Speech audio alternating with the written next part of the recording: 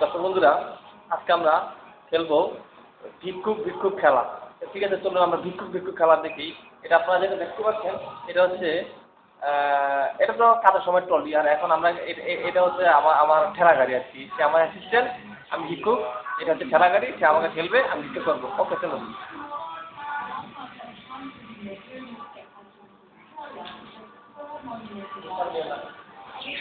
আমার আল্লাহ নবীর নাম, আমার আল্লাহ নবীর নাম, আমার আল্লাহ নবীর নাম।